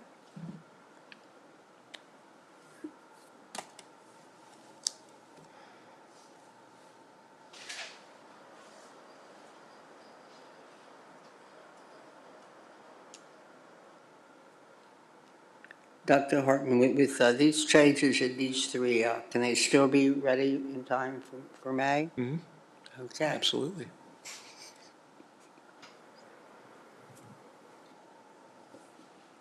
And you have, if you remember, a phase two that Dr. Hartman provided us to pick up the last of these that run from 101, 336 down to 803.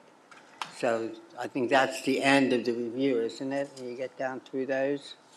That should be the end of our, current review, and then And then we'll go back which that to- involves picking up a few of ones that there've been recommended changes since the initial policy review was started by the Yeah. SBA. Okay. Any questions? Review and approval of Boys Volleyball Booster Club Constitution. You have attached the Constitution and their bylaws. Any questions or concerns? Oh, sorry, didn't see it come up.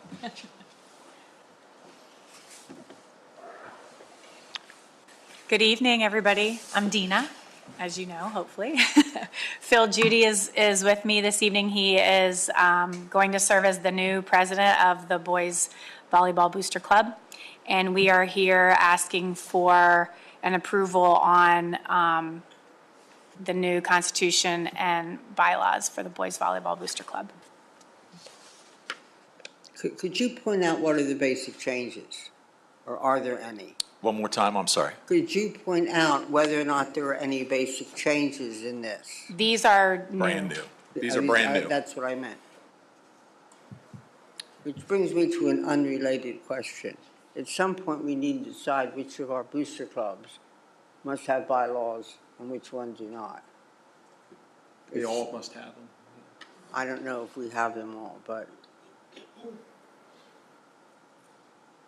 is there some reason why you chose to start with the Constitution document?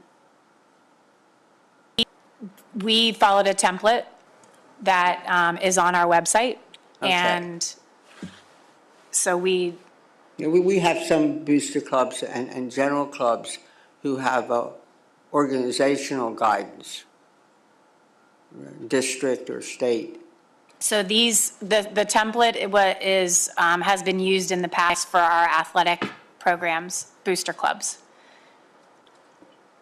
So that's what we followed.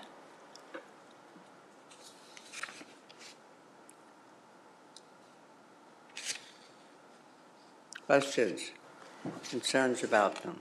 If not, we will take a. That's what we were hoping. Pretty straightforward. It looks complete to me. They're asking for approval, which means I would need a motion. How does that need to sound? What do you need us to say? Specifically for that approval, what do we need to You say? just need a motion to approve the Constitution and bylaws of the Boys Volleyball Booster Club. Okay. Motion to approve the Constitution and bylaws of the Boys Volleyball Booster Club. Thank you. All those in favor say aye. Aye. Opposed or abstentions? Congratulations. Thank That was you. our easiest piece today. Thank you. Thank you for being here. No problem.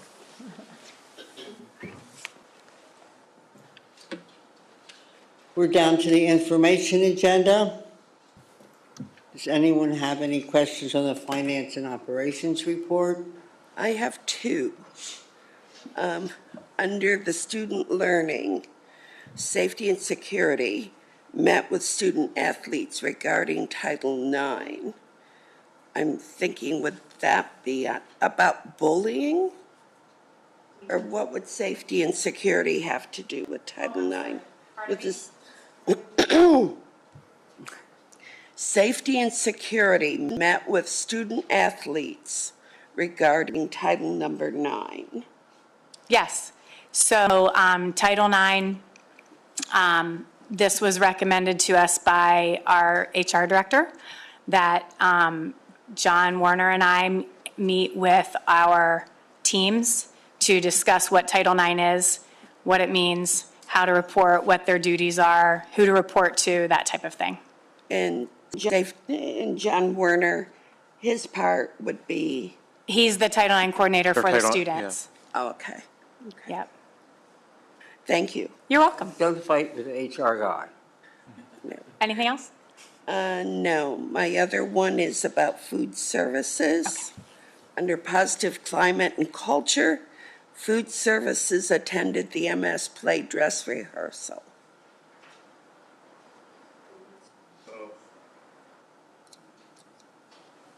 I don't think that was meant to be under food services. I believe that was mine and I put it there.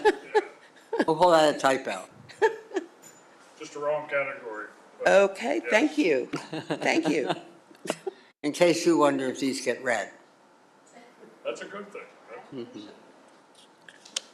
Anything with federal funds, Dr. Hartman? Nothing this evening. So we're getting down to the last wire. Board reports. My IU reports are there.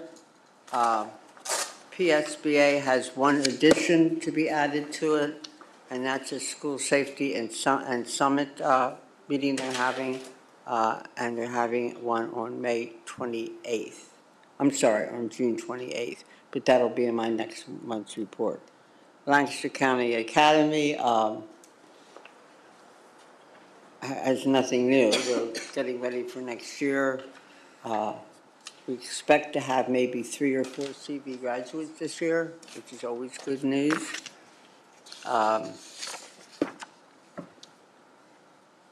That graduation is May 31st, if any of you want to attend. And I think that's my 3 reports. PSBA, IU 13 is listed, and the Academy. And we don't have Mr. Hurst here for our CTC report. Is there anything from the construction committee? We didn't get to have our meeting last week before, but in the report, I mean, everything's proceeding as planned. Leola's really starting to take shape. That's always good news, isn't it? Are there any other reports? This is the point in the meeting where we will accept from the public any comments on any issue, whether or not it's on the agenda. Would someone like to address the board?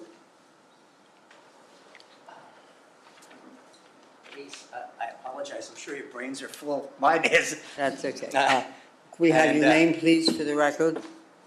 Wayne Heim. Wayne Heim, and you're I'm a resident of the district. I live in and Regents do you Park. speak for yourself or a group? I'm sorry. Are you speaking for yourself or representing a group? I'm speaking for myself. Okay. But trying to plant a seed for something in the future.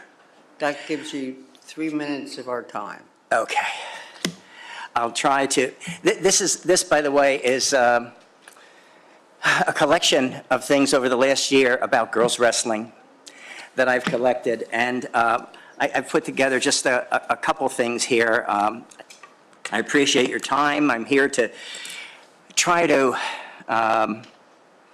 encourage you to approve the expansion of the CV wrestling program to include a girls wrestling team. I prepared a PowerPoint, but there's no room in the agenda for the rest of the year for me to do a PowerPoint for you. So I have a folder here for you with a copy of the PowerPoint in there that you can look over with various points that I would like to make, and I won't be able to this evening. Okay? I'm going to be speaking fast because I have such limited time here, so I'm going to hit you with a lot of facts. First of all, girls wrestling, scholastic wrestling is the fastest growing sport in the entire nation. Our own Lancaster-Lebanon League, there are 22 school districts. 18 of those school districts have girls wrestling, 18 out of 22. 4 of them do not. I contacted those 4. And Ephrata has no plans at this time. Solanco, they're going to try to accommodate some girls that are interested in wrestling, sort of outside of the school with wrestling independently in various activities. Cocalico, it's being discussed, but there's no final decision at this time. And the fourth school is CV, and there are no plans at this time for anything at CV.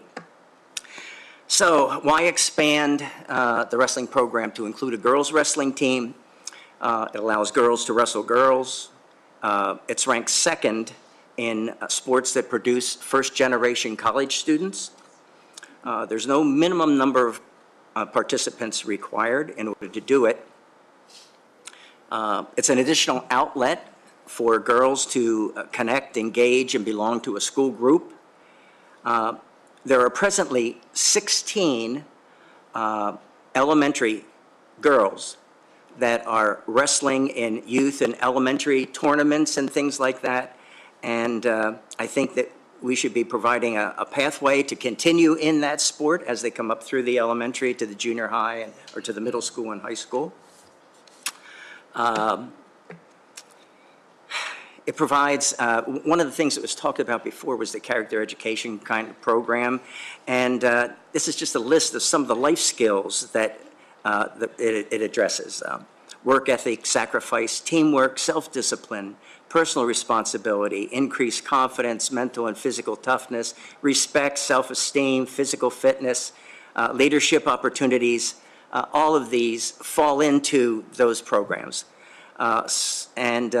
Boys have had this at their level, and we're just asking that maybe, I'm just asking that girls maybe have the same opportunity. I looked over the district's mission, vision, beliefs, notice of non-discrimination, all of that stuff, and there's loads of stuff in there that backs up the idea of putting it in the girls. Will girls wrestle? It's research says that girls are more likely to wrestle when they know they're wrestling girls and not boys. I said before, there's no minimum number of girls required to start a team. As a matter of fact, 1/3 of the wrestling teams in the state of Pennsylvania formed without having any girls at all identified. It's a matter of the board saying, we approve it. The athletic director checks a little box telling the PIAA, we approved wrestling, and then you can go out and recruit from there and form a team. Also, wrestling is exceptionally inclusive. It accepts people of all individuals regardless of culture, race, size, stature, ability level, and also socioeconomic levels. There's not a lot of money that goes into this from the family. One last thing I'll say, because I'm sure that this is 3 minutes goes really quickly. Within this packet that I'm going to give you, there is a page in there. On the back side of that page, there is a website. It's pbs.org. It's a public channel. And in 2024, they did a documentary on girls wrestling in the state of Pennsylvania, and they followed some girls through this to the state tournament and everything. And I think that if you watch that, you will find a lot of information to help support the things that I'm saying. And also, even if you can't watch all of it, I think it's like 55 minutes long. It's pretty long. But even if you watch part of it, and it's difficult to do because you stay with it, but even if we watch part of it, I think that you'll learn a lot from that. So that's there, pbs.org, and see if you can take a look at that video. It's called The Chance to Wrestle. And that's it. If you have any questions for me, I'd be glad to answer. If not, I included my contact information in here. You can give me a call or ask me any questions, anything. Anyone? Some of you may not know, but Mr. Hom used to work here in the administration and at CV, and I'm sure he understands what I'm about to tell him. Make sure we have your contact information. Okay. And this request will go through the chain of command. I couldn't. Well, I said, and this request will go through the chain of command. When it comes to the board, it'll have all the data we need to make a decision, from the cost to the projected participation. I'm sure a lot of that is already available, but you need to bring it to us from that direction. Right. Did you have a deadline that you were hoping for? Well, originally I gathered this because I thought maybe it could go into place next year. If I can just say something about the budget, because wrestling has minimal headgear and a singlet to wrestle, a warm-up. And mats and coaches and... No, we have the mats and everything, but the big thing is there's no facility. I was here with Mr. Combs earlier, and he says he thinks that there's room. There's room to put another room in, but that facility would have to be equipped so that people could wrestle without getting hurt. So it's just a matter of finding a location and equipping that room, because the Booster Club and so on, they help out with things like singlets and headgear and stuff like that. Are you talking about renovating space that we already have? Mm-hmm. Have you identified that? Mr. Combs has. Okay, well, I'm sure it'll be in the report once it gets to us. Okay. Thank you. This is the first time you've actually talked during a comment. You've had questions. Usually it's, thank you, we'll take it, interesting. I'm sorry, I'm missing your point. It's the first time you've actually debated in a public comment. I'm not debating, I'm you to just telling him what the process will be. Make it a point. Well, I think there is a policy, is there not, on a sport, on creating a sport? Because we've had clubs that want to be sports, et cetera. There is a policy on creating I only remember going to that once before, and that had to do with girls' junior high volleyball, where they wanted that to be added. But we have a process for improving. Yeah, for yes, we do have a creating or process. improving sport. I addressed that in there. Okay. There is a thing No, that's... you had to tell me. You told me hello. So, yeah. Can I just address that? Yeah, no. At one point, We're good. Okay. At one point, we have Yeah, to that'd be stop the discussion and. Yeah, but there's a process to creating a sport. And it's in here. I get it. Yeah, I only meant. Your name tell is- Mr. your name's on Hine the folder. that when it comes to Yeah, us, yeah. it will have all the information we need, not to start a discussion about what that is. Yeah. But thank you. We Thank you. appreciate your time. Okay. And your patience for waiting. Thank you for through your all of it. time. Like I said, I know your brains are full at this point, so thank you.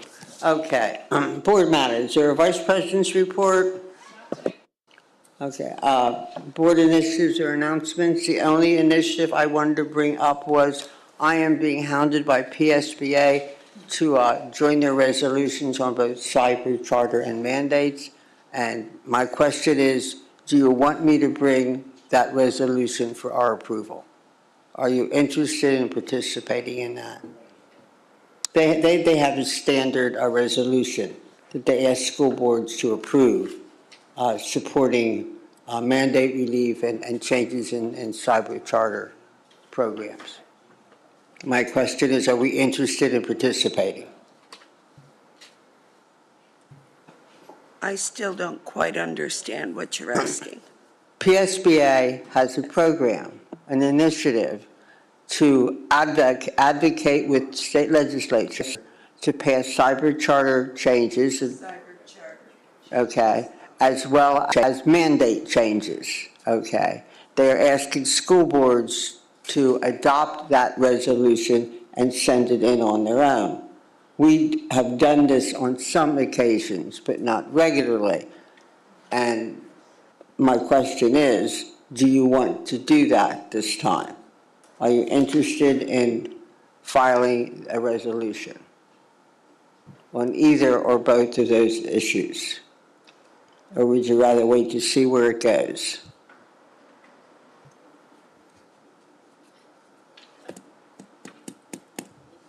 It's late, folks. Dan or Adele feel that it might be helpful?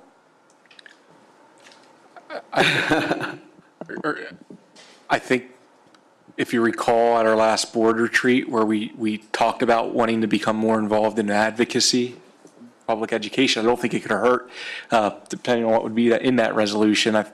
There is a lot. I could stay here till midnight talking about cyber school funding reform if you wanted to, but I won't do that. But I think it's up to the board. But I certainly think cyber reform funding, if you're going to advocate for something, I think right now that's probably the most pressing, urgent thing that probably has legs, that it sounds like I think there's bipartisan support in the legislature to do something with cyber reform funding. I don't know if anybody knows exactly what that'll look like at this point. So that's a long answer to say I don't think it could hurt. And the short answer is the effectiveness of full school board member resolutions is not huge. The most effective are individuals. In other words, if we all send a letter to our legislator, they'd get 9 letters. If we pass a resolution, they get 1 resolution. However, there is that saying, you can't do everything, but you can do something. Sure. So my question is, do you want to do something? If so, we will, adopt the resolution, bring it to you to read, and hopefully you won't feel you have to wordsmith every line of it. We've done it before. It's a resolution to show unity and support and support your public school, et cetera. So would you like that on our next agenda? We can put that on the next agenda item. Okay. Yes. So I wasn't about to go to the trouble and then have you say, we don't want to bother with it. And we've done it before, so Okay. we should be able to find it. I just want you to know that I've been invited to go to the Lancaster Chamber Regional Meeting on Thursday to discuss curriculum, and they've given me 5 minutes. So needless to say, I did not ask Dr. Hartman to join me because that would be a huge waste of his 5 minutes and his 20 minutes to drive back and forth, but we'll see if anything worthwhile comes out of that. And what did they ask you to speak on? How we address curriculum to make our educational experience more robust. And I have 5 minutes. Yeah. I would love to be able to address how we develop and how we monitor and how we deliver curriculum. But that's not the question they provided me with. We'll see how it goes. You have the dates for our next meetings. Next Monday we have a retreat. If you have any item that you would like included or addressed during that retreat, especially you'll see what we have on the agenda so far, in case there's something you want to be part of. That much said, I will take a motion for adjournment. Motion to adjourn. A second. All in favor say aye. Aye. We are adjourned. And if you stick around just long enough, I have for you.